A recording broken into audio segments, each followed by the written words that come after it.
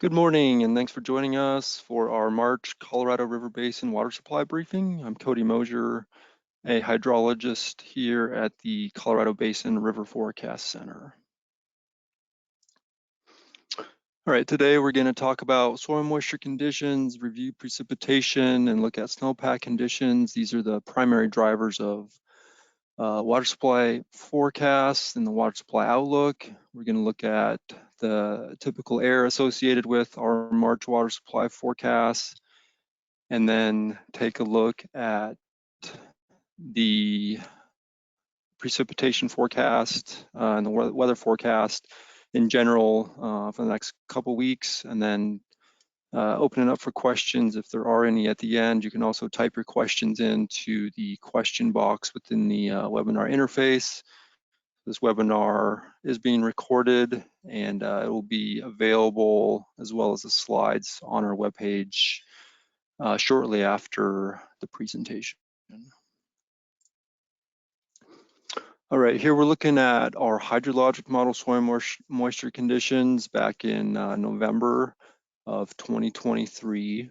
So these are important because soil moisture impacts the water supply and runoff outlook. So above normal soil moisture conditions generally lead to increased runoff efficiency and have a positive impact on the water supply outlook, while basins with below normal soil moisture conditions, you can expect those to have decreased runoff efficiency and a negative impact on the water supply outlook. So the graphic on the left here, we're focusing on the upper Colorado and the lower Colorado River Basin, and these are our soil moisture conditions as a percent of average back in mid-November prior to the upcoming spring runoff season. So looking at the graphic, if you move from south to north, conditions generally improve. So across the lower Colorado River Basin, we did have a pretty poor monsoon season, which led to well below average soil moisture conditions across the lower Colorado River Basin into southwest Colorado. So the San Juan, Dolores, southern Gunnison, also with below normal soil moisture conditions heading into the spring runoff season. And then as you get into the northern Gunnison, Colorado River headwaters, and make your way north, White Yampa, Upper Green, soil moisture conditions improve again from south to north. Some of the better conditions in the Duchesne River Basin as well as the Upper Green headwaters. Those areas have above normal soil moisture conditions heading into the spring runoff season. So when it comes to the timing and the magnitude of spring runoff, it's really a result of the snowpack conditions, spring weather, and the soil moisture conditions that are shown here. Now into a look at the precipitation that was observed during February 2024. It was a good month. Almost everywhere, a few pockets of near to below average precipitation stand out here on the graphic on the left. This is showing percent of average February precipitation for all areas that we model, and the graphic in the middle is really focused on those areas that contribute most to spring runoff. So those higher elevation areas gives you a little bit better idea of what to focus in on. So above normal across most of the region, and it ranked in the wettest 5 on record at a number of snowtail sites across the upper Colorado River Basin. It was really these areas shown in the purple, so 200+% of average snowtail sites in those areas, ranking in the wettest 5 on record in those areas. And then looking a few areas here, including like the northern Gunnison up into the Roaring Fork and the top of the Colorado River, not quite as good. You can see the table on the right here, the middle column. This is a table broken down by sub area with February values in the middle. So you can see above 100% everywhere, generally above 125% in most areas. So it was a good Good month for precipitation, February was. And then looking at the water year as a whole, so this is October through February precipitation. Again, the same layout here with all areas on the left, the major contributing areas in the middle, and the table on the right. So the last column here, so water year to date precipitation is generally near normal across the northern areas of the Colorado River Basin, but remains below normal across southern areas. So going down this last column here, you can see near normal until you really get down to the Gunnison. So once you get down into southwest Colorado and to the Dolores, the San Juan, and the lower Colorado River Basin is where you see water year precipitation values below average across those southern basins, with kind of starting into the Gunnison north, you're getting or seeing near normal water year to date precipitation values.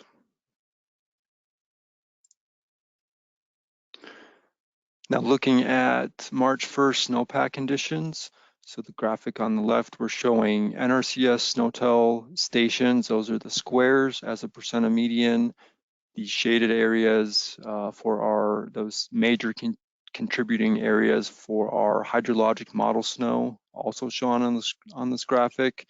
And it mirrors pretty well water year-to-date precipitation and precipitation over the last couple months. Those central areas doing a little bit better. So the Duchesne into the White Yampa, Colorado River headwaters, and the portion of the Gunnison along the Continental Divide near to above normal, mostly near normal snowpack conditions. The exception here, central Utah, this area doesn't contribute a whole lot to spring runoff, but snowpack conditions most favorable there. So you can see in this table where we were sitting on February 1st, where we were at March 1st, and how snowpack condition changed during that above average February. So we did see improved sweet conditions during February, snowpack conditions now near normal in many areas. Across the upper Colorado River Basin, generally 85 to 115% of normal for those March 1st snowpack conditions, with 80 to 115% of normal across the lower Colorado River Basin.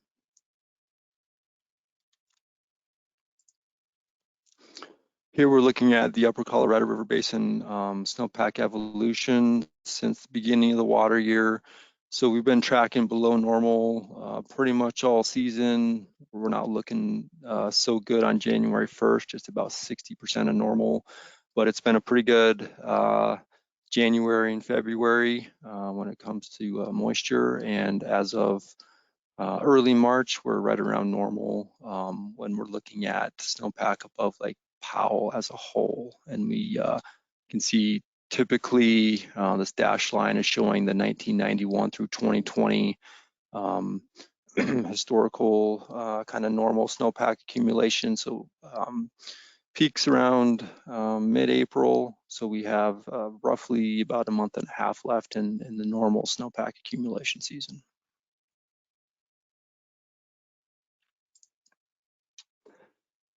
And then we have received some additional precipitation since the beginning of March, especially across northern half of our forecast area. So these graphics are showing 24-hour precipitation totals for about the first week of March, starting in the beginning of the month, and then the upper left here would be the ending yesterday morning. So the table on the right showing just some of the additional gains in snowpack that we've seen since the 1st of March. Duchesne, Price, San Rafael, Dirty Devil stand out a bit. So we have seen additional snow accumulation across the upper Colorado River Basin. In the lower Colorado River Basin, it's been drier and warmer, sunnier, so we have seen some snow melt take place. We've really seen snow melt take place across the lower Colorado River Basin for about the last 3 3 or 4 weeks now.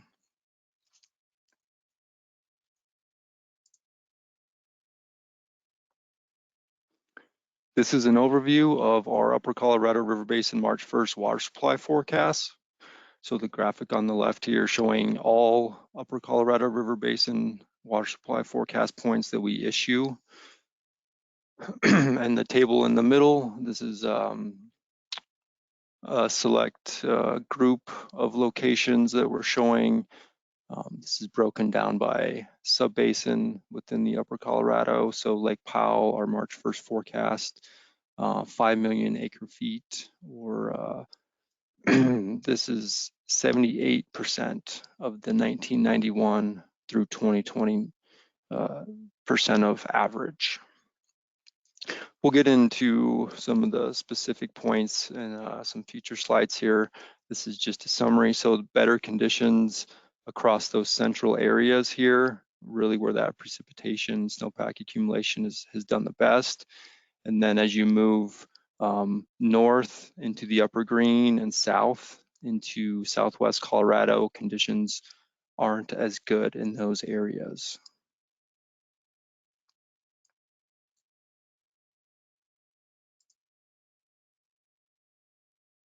So the same graphic on the left here, this is looking at our Lake Powell water supply forecast evolution plot. So we're showing, we're plotting the volume in thousands of acre feet or CAF on the y-axis, time on the x-axis, and we issue official forecasts at the beginning of each month, starting in January.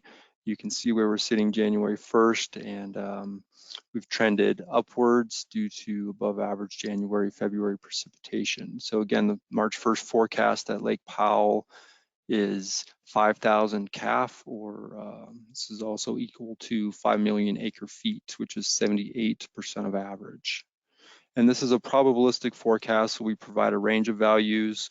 A wetter scenario, in this case, 7,900 CAF. So this would be the volume that has a 10% chance of being exceeded. Whereas the value down here, this would be a drier scenario, 3,500 CAF, or the volume that has a 90% chance of being exceeded.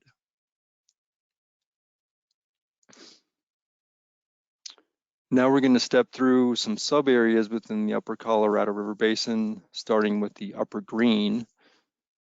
So the graphic on the left here, the triangles, those are locations we provide water supply forecast for, and they are color-coded based off of this legend here.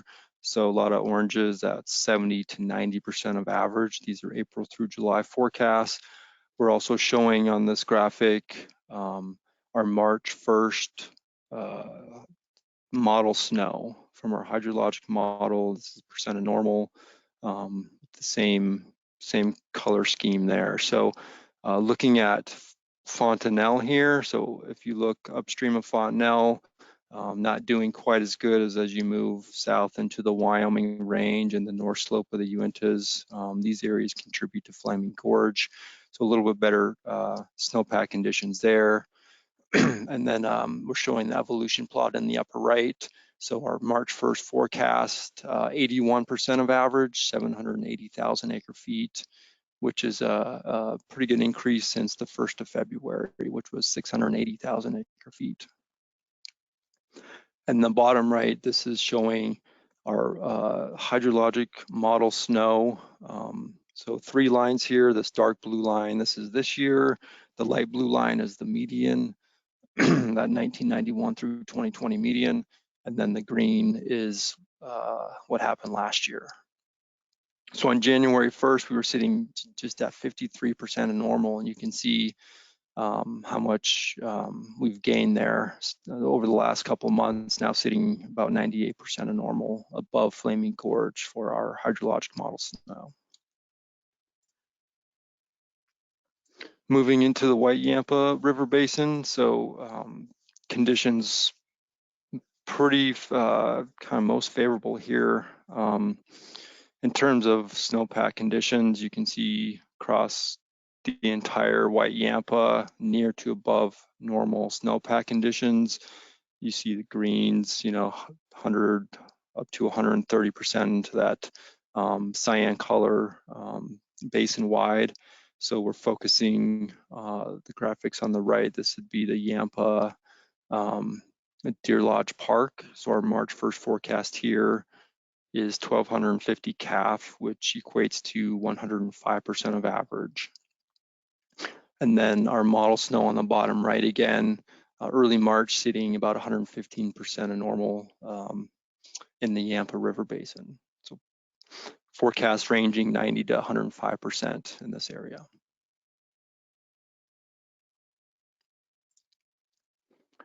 Now into the Colorado River headwaters. So our April through July forecasts are ranging anywhere from 85 to 115% of average. You'll notice lots of colors here, pretty variable snowpack conditions across this area. The Fraser River faring the best in terms of snowpack and the water supply outlook. But you can see there's pockets above Granby, you know, into the Eagle, down to the Roaring Fork, not quite doing as well. We're focusing in on Cameo, which is at the bottom here. Our March 1st forecast is 90% of average, or 2,040 calf. And just for comparison, you can see 2022 and 2023 listed here. So the current forecast, a couple 100,000 acre feet better than 2022, but still well below what we observed last year. And then the graphic on the bottom right, this is a group snowtail plot. So this is a composite of 21 snowtail sites above Cameo. And you can see currently 102% of normal, which is a significant improvement from where we were at on January 1st, just 70% back then. Now down into the Gunnison River Basin, we're focusing on Blue Mesa here. So you'll notice the snowpack conditions above Blue Mesa, some of the really the best in the Gunnison River Basin. If you move, you know, up into the North Fork of the Gunnison or down into the Uncompahgre Basin, snowpack conditions not quite as good there. So the best snowpack conditions in the Gunnison are above Blue Mesa, and that's resulting in slightly better conditions. Our March 1st forecast, 560,000 acre feet, which is 88% of average. And then again, the group snowtail plot on the bottom right, currently sitting about 109% of normal in early March.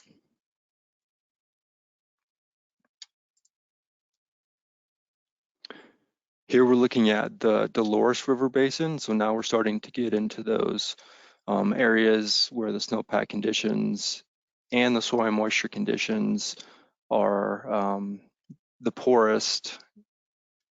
So both of those factoring in to the water supply forecast here. McPhee Reservoir just 65% of average for our March 1st forecast, which is 167,000 acre feet. So again, poor soil moisture and snowpack conditions. So here's snowpack conditions near normal, but I think those soil moisture conditions driving things a bit lower. Forecast ranging here between 55 to 75% of average for the 4 locations that we forecast for in the Dolores River Basin. And finally, down into the San Juan, again, below normal soil moisture, and here 83% below normal snowpack conditions, resulting in a March 1st forecast at Navajo Reservoir of 390,000 acre feet, which is just 62% of average. And the forecasts here ranging 60 to 75% of average for these points that you see on the map here, these triangles.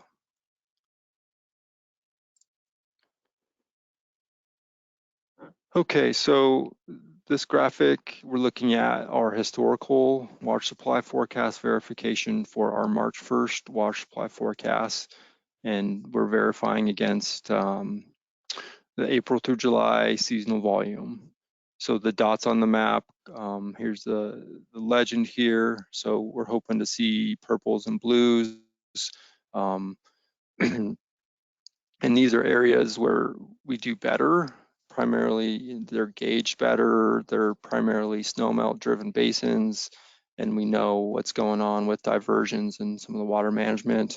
And forecasts are worse in those lower elevation areas that we know less about, some of the real-time water management that's going on. And you can see this table here generally ranging, looks like about 15 to 25% for these select locations for our March 1st forecast. So at this point in the season, future weather is the primary source of water supply forecast error and uncertainty. So this information, you can find this on our webpage.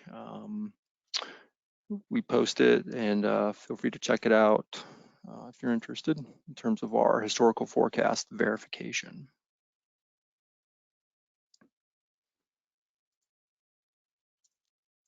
Now into El Nino, Southern Oscillation, or ENSO status. So this information is a bit dated. The last update here was about a month ago, February 8th, and at that time, an El Nino advisory and a La Nina watch was in effect. So we're currently in El Nino and expected to transition this graphic in the upper left here. So right now El Nino, and then the gray bars is ENSO neutral conditions, and then it looks like in the longer term, La Nina is likely to develop. So typically with an El Nino winter, you can see in the bottom left here, we see wetter than normal winter weather across most of the lower Colorado River Basin, especially southern Arizona. That didn't really turn out to be the case this year. You can see the table in the middle here. This is looking at percent of average precipitation for water year 2024 across lower Colorado River Basin areas. So December was very poor, well below average for December precipitation across the lower Colorado River Basin. January was a little bit better, closer to normal. February was good, but in general, water year precipitation still below to well below average. So the El Nino, we had one kind of good month this past February, came in above average, but pretty disappointing El Nino in terms of what we were hoping to see.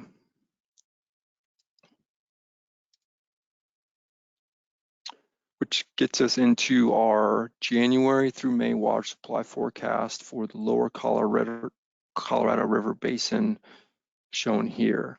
So we forecast about a dozen locations in Arizona into western New Mexico, in the forecast ranging from 35 to 75% of normal. You can see the table on the bottom right here, summarizing the volumes, and then as a percent of average and median. We generally focus on the percent of median when looking at lower Colorado River Basin forecasts. So those again range 35 to 75% of normal, and really due to those poor antecedent soil moisture conditions, poor monsoon season last year, and then the drier than average El Nino winter weather that we saw.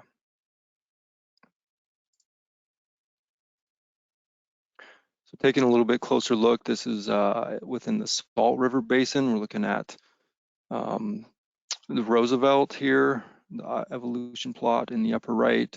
So our January and February forecast, you'll notice higher than our actual ESP model guidance. So we do use a ENSO weighting approach down there. So we do take into account the ENSO status, and it really just didn't pan out this year. So our March 1st forecast back to our straight model guidance. In this case, our March 1st forecast, 185,000 acre feet, which is 74% of median. And you can see in the Salt River group snowtail plot in the lower right here, we're showing this year, last year, and the historical median. So you can see the dark blue line, we peaked, looks like about mid-February, and then we've been melting snow down there for the last several weeks. And you can compare that to last year where we continued to accumulate snow well into March. Just not the case so far this year. And then looking at the Verde River Basin, this is in central Arizona.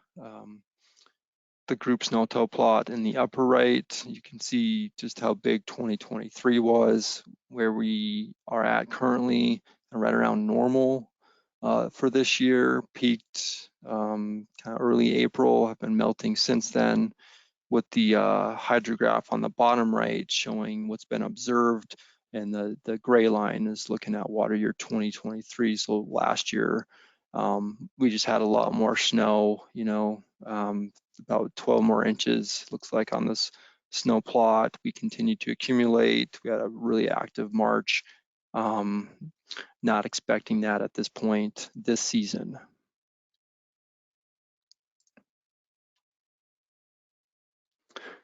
So now into the upcoming weather. Here we're looking at the 7-day precipitation forecast. So this graphic, this is upper left, this is today's through tomorrow morning's precipitation forecast. So each one of these days, and then the 7-day total in the bottom right. So we're expecting active weather to continue today and tomorrow across the Colorado River Basin.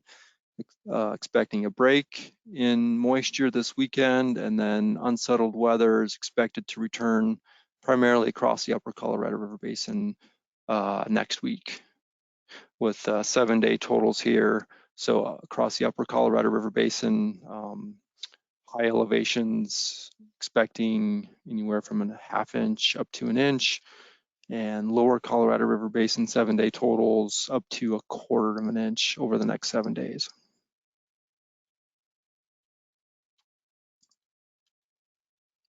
Looking a little bit further out, this is the 8 to 14 day outlook, which spans March 14th through 20th. On the left, looking at precipitation, kind of generally looking like near normal. There are slight odds of below and above normal precipitation kind of on the edges, but not as strong of a signal as, say, the West Coast. So kind of near normal for that 8 to 14 day outlook in both precip and temperature, which is shown on the right. It's like slightly increased chances of above normal temperatures across western Arizona up into Utah.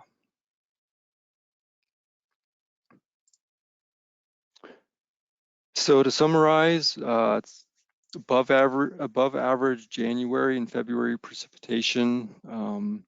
Has improved water supply conditions for the most part.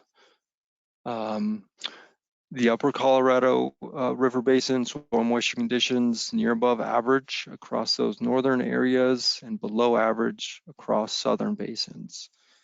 Early March SWE conditions near normal, generally ranging anywhere from 85 to 130% of normal, with our April to July volume forecasts ranging 60 to 115% of normal. Again, better conditions across central areas, and conditions aren't as good as you move north and into southwest Colorado. So for the lower Colorado River Basin, soil moisture conditions below normal. We had a drier than normal El Nino across the lower Colorado River Basin. Early March SWE, 75 to 100% of normal, and our January through May forecast 35 to 75% of normal. And then the weather forecast up to an inch expected across the upper Colorado River Basin, and lighter amounts up to 1/4 of an inch in the 7-day precip forecast across Arizona.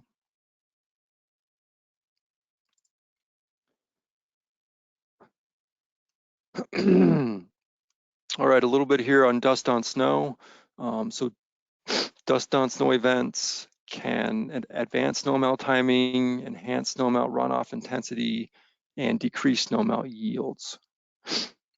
So why are we covering this? Well, there was a recent dust event this past weekend as that system moved through, and it transported some dust up into southwest Colorado and the upper Colorado River Basin. You can see that dust layer here. It was covered by some snow since it was deposited. So all this information is from CODOS, which stands for Colorado Dust on Snow .org. They get out there into the field to provide some great information. So again, why is this important? So dust on snow reduces the snow surface albedo or reflectance. So when you have high albedo snow surface, you reflect a lot of that solar radiation, up to 90% of it. When you have a low albedo snow surface, you're reflecting only about 30 to 70% of that. So when the dust layer near the surface is exposed on the surface, it increases the absorption of solar radiation, and it warms and melts the snowpack faster than it would have had that dust not been present on the snowpack. So we thought this was interesting to throw in. This graphic on the bottom left is from a really bad dust on snow year 2009. Just significant dust there on the top. This is where we're at this year, recent dust event. So I thought it'd be interesting to throw that in as it just happened during the past week. All right, so we do one of these webinars near the beginning of the month through early May, one for the Colorado River Basin, that's this one at 10 a.m. And then we also talk about Utah Great Basin water supply conditions at 11:30, if you're interested in that. We are putting on a peak flow forecast webinar in a couple weeks, Wednesday, March 20th. All this information's on our webpage. So again, peak flow forecast webinar in a couple weeks, and a little bit about some peak flow forecast information. So this is available on our webpage now. We're looking at, so these are all the locations or most of the locations that we provide a peak flow forecast for. We're looking at them as a percent of average. Again, you can access this on our webpage. Click on a point, you'll get a dashboard with lots of information, a graphic that you can look at where the current peak flow forecast, how it stacks up against historical peaks, and then it's a few tables with some exceedance probability information. So that's about all I had today. Here's how you can get in touch with us, who's forecasting which basins, some email addresses there if you have questions or want to get in touch with us. The best way to get in touch with us would be through our operations email address shown in this red box here, or phone number. You'll get in touch with the operational forecaster for the day, and they can answer any questions or pass you along to another staff member that can chat with you. Here's our webpage. You can access our presentations at this link here. So that's all that I had to present today. I'm gonna stop there. Look for any questions that may be out there. I'm not seeing anything in the question box, but you can, if you want to raise your hand and ask a question, we can unmute you if you want to go that route.